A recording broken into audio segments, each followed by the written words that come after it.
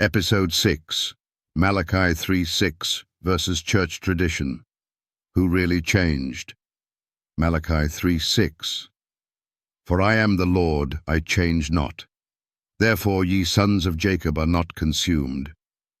This verse is the death blow to every Sunday-keeping tradition and theological excuse. God does not change. Not his character, not his law, not his holy day. So let's ask the only question that matters. If God didn't change the Sabbath, then who did? The unchangeable law of an unchangeable God. Psalm 89:34.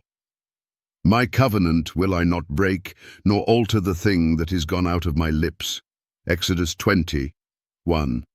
And God spake all these words, saying, God spoke the 10 Commandments with his own voice. He wrote them with his own finger. Exodus 31:18. He didn't whisper them to Moses. He thundered them from Mount Sinai. So if God doesn't change, and he calls the seventh day his holy day, then any change to the Sabbath is not from God.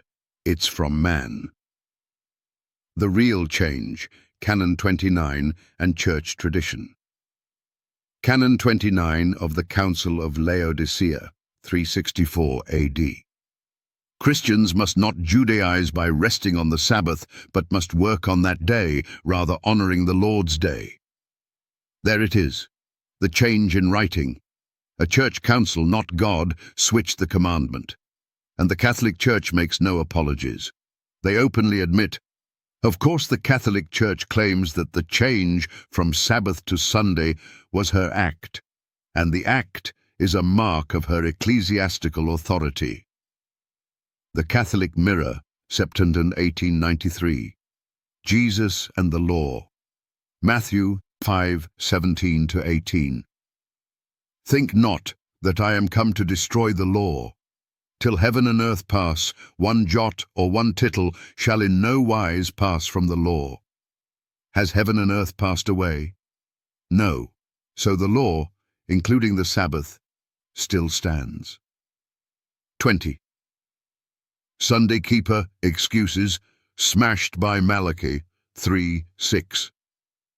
God changed the Sabbath to Sunday. False. God says, I change not. Jesus fulfilled the law, so we don't need it. Fulfillment is not abolishment. Jesus said he came to fulfill, not destroy. Tradition teaches Sunday worship. Jesus said, Ye reject the commandment of God, that ye may keep your own tradition. Mark 7:9. The church has the authority to change the day.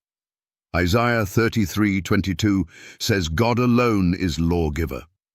Sunday is the new covenant day. The new covenant is about writing God's law on the heart. Hebrews 8:10. Not erasing it. Love is all that matters. Love is defined by obedience. 1 John 5:3. Grace replaces the law. Paul says we establish the law through faith. Romans 3:31. We worship every day. You can worship any day, but God only made one day holy. Sabbath keeping is Jewish legalism. Then was Jesus a legalist? He kept the Sabbath. We're spiritual Israel, so we don't need the law. If we're Israel, then we keep God's commandments. 11-20. These arguments fall under the same fatal error, denying God's unchangeable word. Challenge to all church leaders and theologians. If God doesn't change, who gave you permission to change his command?